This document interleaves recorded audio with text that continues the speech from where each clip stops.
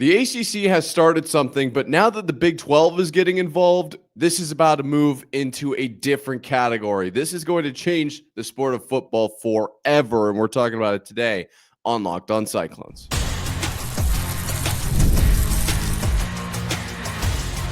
You are Locked On Cyclones, your daily podcast on the Iowa State Cyclones, part of the Locked On Podcast Network, your team every day.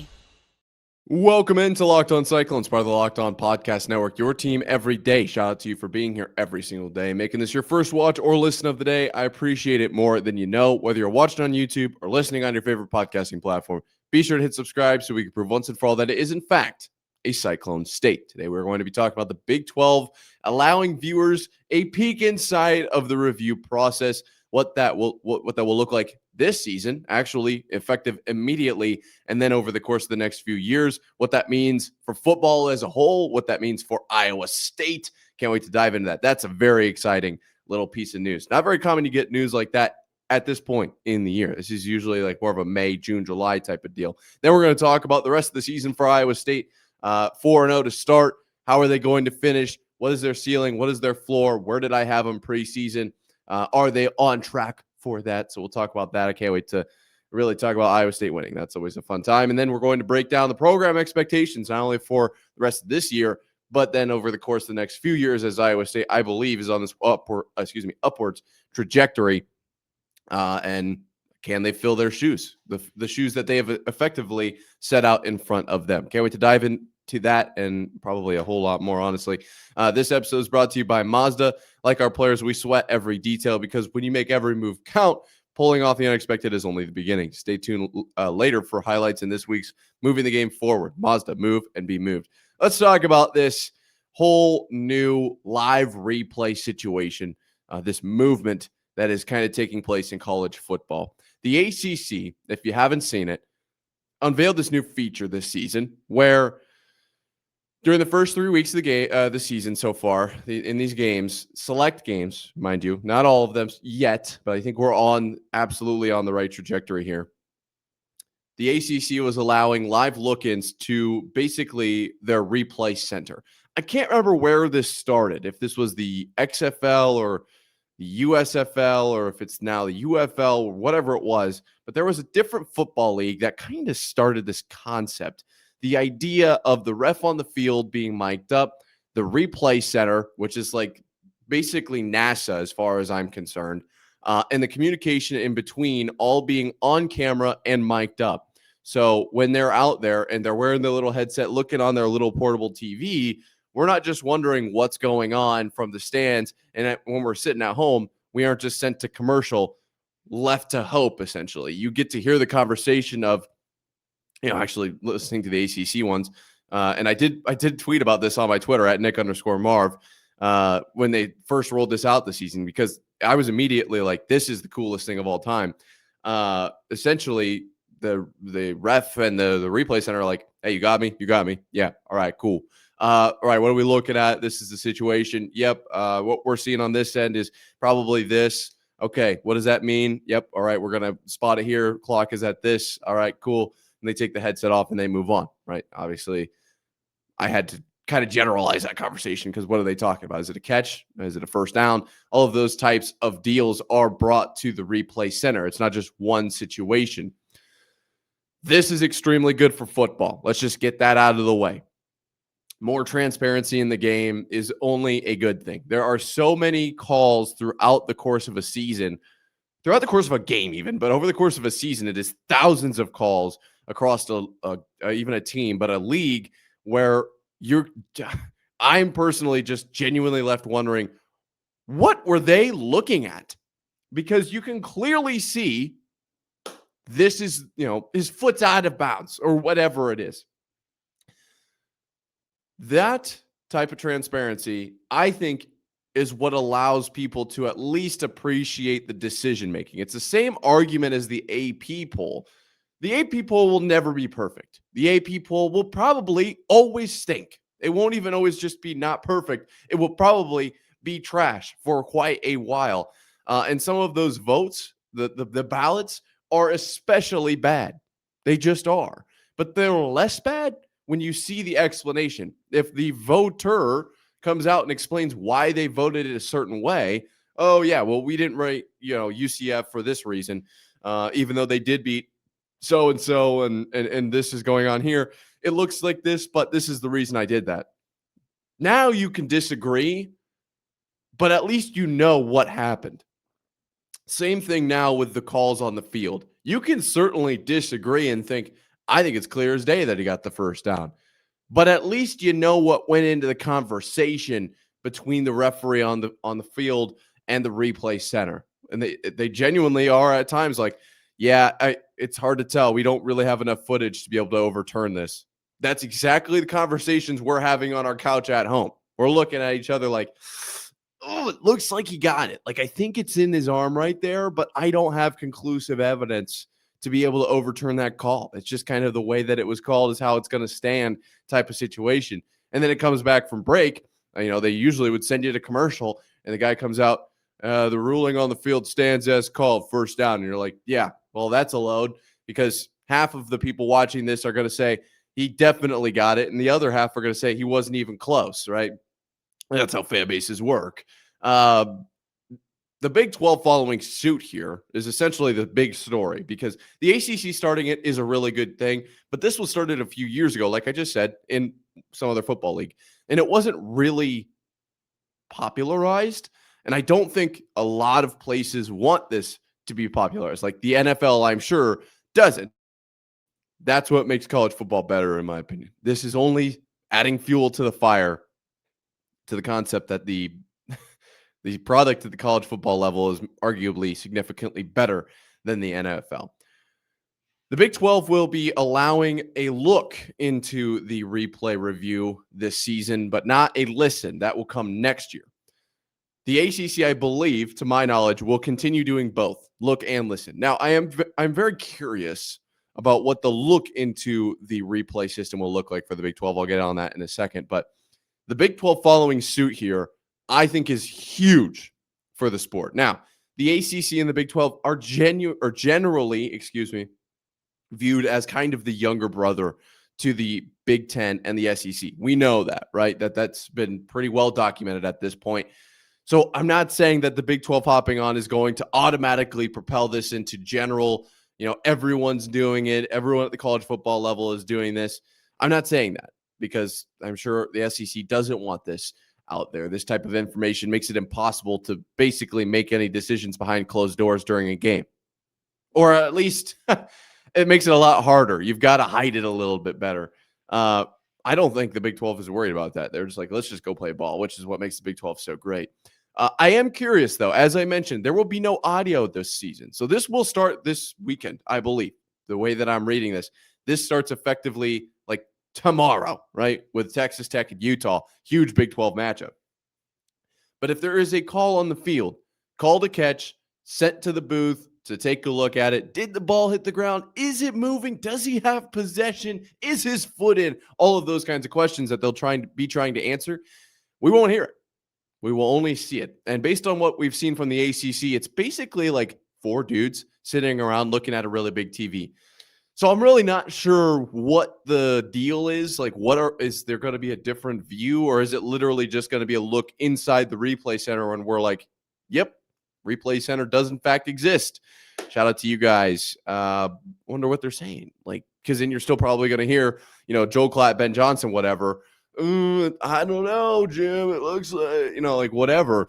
I'm excited to get the audio in 2026, but the video I think is a step in the right direction. And I think that the Big 12 doing this is only going to be good for the sport. I don't even want to hear your argument if you think this is bad for the sport. This is one of those, in my opinion, one of those times where I think everybody can agree this is only a good thing. More transparency is only a good thing. Like usually I play the whole, there's two sides to every coin, whatever. I genuinely cannot think of another side to this coin. What is the downside of hearing what's going on in those conversations? To me, there genuinely is not a downside, because even if you disagree, at least you know why. At least you know what went into the thought process, what went into the decision making on that final call. If you're just, there is no way Iowa State didn't get in the end zone. After, in the previous few years, well, forever, I guess, basically since football was invented, they'd come out and say, calling on the field, stance is called, no touchdown, first and 10, other team, whatever. Or maybe it's like 4th and goal, or whatever the case is. And you have to sit there and just accept that. And basically, I mean, I know there's a few times as a Cyclone fan, I've been like, yeah, they just don't want the Cyclones to win. Like that's crazy. That he's definitely in. But now, during the review process, if this is televised, you will hear, I mean, it looks like he's in here, but all I've got is his wrist. I can't prove that the tip of the football crosses the plane. Or, man, Rocco Beck, like, he does look like he's falling in, but based on when the whistle came in, they didn't give him forward progress at this point, and I can't tell where the football is there. I'm not going to be able to give it to him. Like, you can disagree with the fact that the forward progress was called and that he fell into the end zone and it should be a touchdown. I don't know why they would blow the whistle that early. That's a load. Yeah, you could still be upset about that, but you can't be upset about, like, you at least know what you're upset about. You can't say, well, I can't believe that they threw the game that way in the booth. Well, you knew what they did in the booth. So you can't, it's just, I think this is only good. I genuinely am super excited for this because if the Big 12 is doing it, it's going to catch fire everywhere, in my opinion. Speaking of the Big 12, let's take a look at Iowa State's Big 12 schedule. Obviously, they played K-State, but we've got some conference games to jump into. What's Iowa State's ceiling? What's Iowa State's floor? We'll talk about that coming up here in just 1 second. This episode is brought to you by Mazda, moving the game forward for those who believe it's not just about playing the game, it's about redefining it. There are moments that do more than put points on the board. They move crowds, move culture, and keep moving the game forward. This week's moment that moved the game forward was by far Trey Bell's highlight interception. I mean, the kid went up with two hands, stretched out, caught it. Didn't necessarily seal the game for Iowa State. It was very close. It was very, very close to getting the game sealed. But it, in a very big way, I think saved Iowa State that game against Arkansas State. Shout out Trey Bell. When you follow what moves you, the only unexpected is the beginning. And just like there's more to every highlight, there's more to a Mazda vehicle. Mazda, move and be moved. Today's episode is also brought to you by Wayfair. The weather's cooling down, finally, and the days are getting shorter. And that has been wanting to make my home feel even cozier. And even when it comes to cozifying your space this fall, Wayfair is the place to go. Wayfair has everything you need to set the mood for the season, whether it's comfy recliners, warm bedding, an autumn decor, or even an espresso machine so you can make your favorite latte at home. The delivery is fast, free, it's hassle-free, which makes a huge difference when you're refreshing your home. I love the variety on their website. Wayfair has options for every style and budget, so I don't have to compromise. Cozify your space with Wayfair's curated collection of easy, affordable fall updates, from comfy recliners to cozy bedding and autumn decor. You'll find it all for way less at wayfair.com. That's Wayfair.com. Wayfair, every style, every home. So Iowa State starts the season 4-0, and it's honestly, I'm not going to lie to you, my preseason ceiling and floor is looking pretty good. We are on the right trajectory here at Locked On Cyclones, part of the Locked On Podcast Network, your team every day. I like where Iowa State's at, but let's run through the rest of their season and predict their ceiling and floor now and how it compares, obviously, to prior to this point, right? With the first 4 games now solidified as wins, we can effectively evaluate the rest of the season. The first game will be a whiteout game against Arizona. Now, I'm not going to lie to you. Arizona was not a game I had circled on my schedule prior to this. Really, last week. I'm not, like, it just was, I had predicted Arizona to either go dead last or second to last in the Big 12. I apologize to all the Arizonians out there. It's entirely on me. But I'm excited because this actually is a really good opportunity for Iowa State to prove that you're not only playing a bunch of Joe Schmoes all season long, you are, in fact, playing some competent teams. I don't think anyone expected Arizona to be that team. And I wonder if this is an Arizona State type situation. I understand that that's like a super overused metaphor at this point because they did shock the world last season. But if Arizona comes in, they weren't preseason, poll by like the Big 12 or whatever to be dead last. But I didn't talk to a single person that was like, look out for Arizona this season.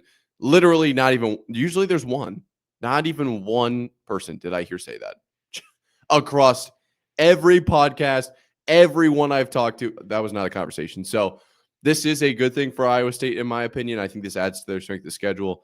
But that's where we start. Okay. We come back from the bye. We'll talk about coming off the bye next week more, I'm sure. We come off the bye to an Arizona home whiteout game. That's going to be electric. Just running you through the rest of the schedule here. Then they go to on the road to Cincinnati and on the road to Colorado before they have another bye. So we are done with the 4-game stretches, which is very nice. I know that there are some teams out there that have 6-game stretches. Even OSU, who has a 7-game stretch, is what I'm counting here. From Tulsa, Baylor, Arizona, Houston, Cincinnati, Texas Tech, Kansas. That is a gauntlet. That is so many games in a row. A lot of games with 6 games, or a lot of teams, with 6 games. Texas Tech has 6 games in a row, starting against Houston after their bye week next week. So anyway, we're getting a little distracted here. So they go, they face Arizona at home. Then they've got Cincinnati and Colorado on the road. Then they've got, after their bye, BYU at home, Arizona State at home, TCU on the road, Kansas at home, Oklahoma State on the road. Now that we've got a few games kind of under our belt, I've got a relatively decent pulse on almost every team in the Big 12. I've watched a fair amount of snaps for every team in the Big 12. I feel like I know where Iowa State's ceiling and floor can be at for the rest of the season. I believe prior to this, I said their ceiling was 11-1 and their floor was 9-3. And then once we learned about the BYU situation, I believe I bumped it up to 10-2. My evaluation at this point is that they are easily on track for 10-2. And I think they're going to hit that ceiling. Okay, let's take a look. Arizona, this is not a complete win as much so as it was earlier this season, but I do think that they can get that win. Like that's at home is going to be actually a surprising help in that one. Cincinnati, we'll revisit this one. Shocker, but we will. I'm going to say win for now. Colorado, I think that, dude, so far, Colorado looks like they are an FCS team, and I will stand by that. I tweeted that out at Nick_Marv during their game against Houston. They look like they're a high school team, genuinely. And Deion will get them right, and we gotta go to Colorado. But from what I've seen, things do not look good over there in Boulder. And then you've got BYU, a team that there is some promise there, but I'm not too high on them right now. So I think Iowa State gets that win. Arizona State, a team that I don't think was as successful through the first few weeks of the season as I thought they would be, but we can't sleep on them yet. TCU on the road. I think TCU is really good still. I did predict that earlier this season, but I think we'll learn more about them this weekend. And then Kansas and Oklahoma State. I think that they have at most 3 losses in here if they lose the ones that they shouldn't. So 9-3, I think they pick up 5 more wins here. And I think that you're probably in the Big 12 contention at 9-3. You probably have to have a little bit of help. Nonetheless, still in that conversation. The 3 losses to me, you got to look out for Cincinnati. Very weird spot for Iowa State.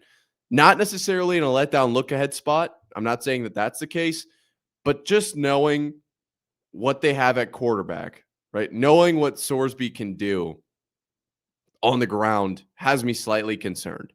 These ridiculous rushing quarterbacks, I think, can be a large threat to Iowa State with our passing lanes or our rushing lanes, looking so rough right now. We have talent, but I haven't seen it deplored. And what happened against Arkansas State, I think, opened the door for a lot of teams to be like, look, if you can run it, like, they're not going to be able to stop you right now. We need to – they could prove to us that they can stop you, right, in this game, and we can adjust. But for now, like, just go in and run all over them. That's how I'm looking at rushing quarterbacks the rest of the season. So Cincinnati absolutely circled on my list of potential problems the rest of this year, which is wild. And I'd like to know, do you like Skyline chili? Let me know in the comment section or at Nick_Marv on Twitter if you're listening on podcast, because I've heard that it's not good with the whole cinnamon deal. And then Colorado here, I don't see this being a problem. So for the first 3 games, I've got maybe one loss in that Cincinnati game, even though Arizona probably will be tough. It's at home. I've got enough faith in the boys there. I think this team is one of those teams now where they can win a game like that. Even if it isn't a gimme, you're facing tough competition all year in the Big 12. Like, you are no longer playing your South Dakotas the rest of the season. You are playing at a Power 4 level. They're going to be tough games. There just are. For those first 3 games, I think there is at most one loss in that chunk. When we come back, I'm going to go ahead and talk about the rest of the season, and we'll talk about expectations for Iowa State moving forward just here in 1 second. This episode is brought to you by Square. Your favorite neighborhood spots run on Square. There are certain businesses that truly make the neighborhood feel like home, whether it's the local sports bar packed on game days, the coffee shop that knows your order by heart, or the corner deli that's been serving your community for decades. These are the places that bring people together. When neighborhood businesses thrive, the whole neighborhood thrives. Personally, Cafe DM. I mean, if you know, you know. Shout out, dude. Ames is the best place on the entire planet. Comes alive every fall, every football season. Everyone's in team colors. Honestly, a lot of students studying at Cafe DM. The staff there treats you like family. They know your order when you walk in. Shout out Cafe DM. But spending money there isn't just supporting the business. It supports the people behind it and the community behind it. Square is a proud partner of more than 4 million neighborhood businesses around the world. You can go to square.com/go/lockedoncollege to learn more. But before you do, go support your favorite neighborhood spot. You'll be happy you did. Square. See you in the neighborhood. Today's episode is also brought to you by DoorDash. It's almost a weekend. Time to look back and crown this week's MVP on Who Delivered, powered by DoorDash. Just like you can win every Saturday with DoorDash Streaks, saving more every time you order. These players delivered when it mattered most. Let's break it down. For Iowa State, it's got to be Rocco Becht. I know we've talked about Trey Bell. I know we've talked about guys like maybe Xavier Townsend. But Rocco Becht was delivering the ball to Xavier Townsend, and he also threw a lot of other completions. Also ran it in for a touchdown against Arkansas State. Effectively kept the undefeated dream alive for Iowa State. So it's hard not to pick him. Yeah, he just is the MVP of that game, in my opinion. And just like Rocco delivered for Iowa State, DoorDash delivers your Saturdays. Well, with DoorDash Streaks, you save every Saturday you order. Stack it up all season, and you could save up to $250, including $100 in DoorDash credits. Order this Saturday. Keep the streak alive. Fuel your game day only with DoorDash. Terms apply. Promo period through 11/18, November 18th. So Iowa State, like I said, probably only at max one loss through that first chunk of games back from the first bye, right? These next 3 games is a better way probably to say that here at Locked On Cyclones, part of Locked On Podcast Network, your team every day. The next chunk of games, BYU, Arizona State, TCU. Prior to the season, I said this was probably where Iowa State was going to have the most trouble. This was the biggest stretch of the season, in my opinion. This was where we were going to see the rubber meet, the road for Iowa State in this one. This season, I guess, this one. I still semi-agree with that. TCU being in there is going to be a team to look out for. Absolutely. This upcoming weekend, we're going to see what TCU is made of. Okay. The exciting part about being at this point in the season is it feels like you know about these teams, but you still don't really know, right? You don't really have a good handle on the Big 12, on these individual teams, right? So it feels like we know what Arizona State's capable of, but come the next bye week when we're talking about, where does Iowa State's schedule rank up against the rest of the Big 12, or where does the, each individual team that Iowa State faces, whatever, like the thoughts could be totally different 4 weeks from now, 1 month from now. This entire schedule could be turned on its head. But in breaking this down for this ceiling floor segment, I effectively came to the conclusion that Iowa State got a championship draw.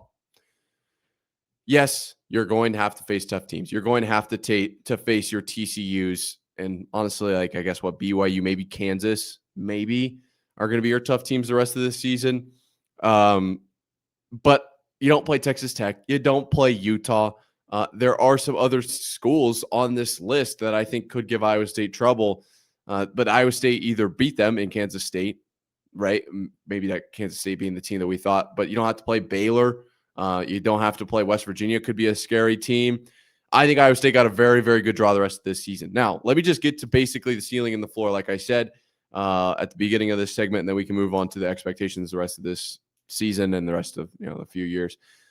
I think their ceiling is 11-1 still. I don't think they're going to make it through conference play undefeated. Not that they can't, but we've seen that it's basically impossible for Big 12 teams to do that. And looking at their matchups in particular, I can see a lot of different places where they could fall. Will they fall at all of them? I don't think so. But you don't have to fall at all of them to end up with one loss. You only need to fall at TCU as opposed to Kansas, TCU, BYU, and Cincinnati to end up with one loss. Like, you only need to drop one. I think Iowa State's capable of winning all of these games, but you've got to string them all together. And I guess I could say their ceiling is undefeated because technically they are still undefeated.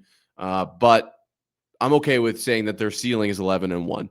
You've got some tough opponents. Kansas, I think, is a very, very tough opponent, and I love what Jalen Daniels is doing right now. TCU, I think we'll learn more this weekend, but Josh Hoover is a weapon. Arizona State can't ignore, even though they don't look great, Sam Leavitt's legs are going to be a problem. BYU, I kind of think the jury is still out on BYU at this point, so we'll revisit that. I think that's when Iowa State wins, especially at home. Colorado, win. Cincinnati, potentially a problem, but a win. Arizona, I think probably a win. We will see how that plays out in only 1 week. We are almost there. That means the floor then effectively, I think, is still about 10-2. You probably, let's say 9-3. Okay, because of the way that these schedules are shaking out, I guess you could say 9-3. Kansas is going to be a problem, I think. I think TCU is going to be a problem, and I think Cincinnati is going to be a problem, and then maybe Arizona State. So basically 3.5, I'll round it to 3. I think Iowa State beats all those teams. I genuinely do.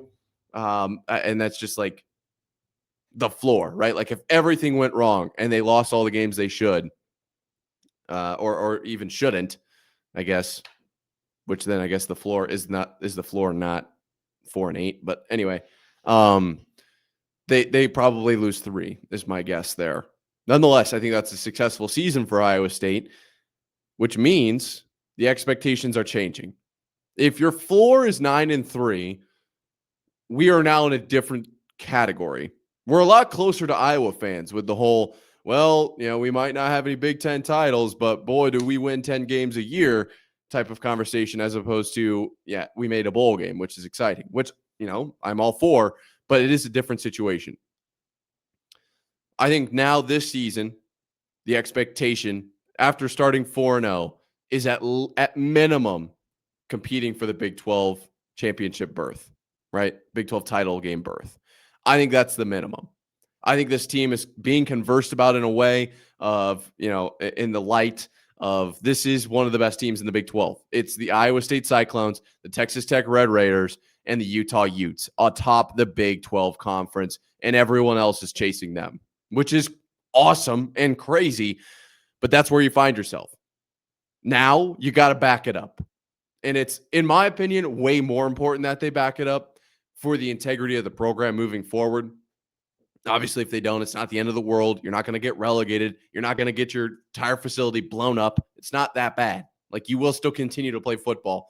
But for the perspective of the rest of the nation on the Big 12, for the perspective of Iowa State football, I think Iowa State needs to be successful this season. The expectations are, if not in the Big 12 title game, right there, knocking on the door, maybe a tiebreaker away, very, very close. Over the next few seasons, I don't know so much that it becomes a title race as much as it does a win count, because the title race is very odd with the way the teams shake out. How does the Big 12 look?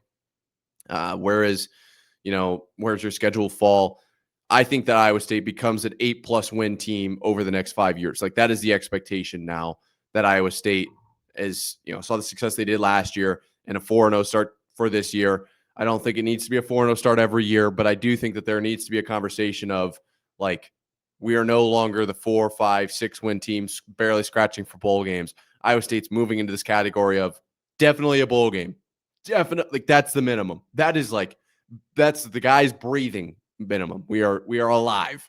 Then we move on from there to, yeah, okay, we're in conversation for Big 12 like championship appearance. We're in the conversation for, are we going to win the Big 12? That's where I think Iowa State's expectation is going over the next few years, which is exciting. We are on the bottom of the upswing here.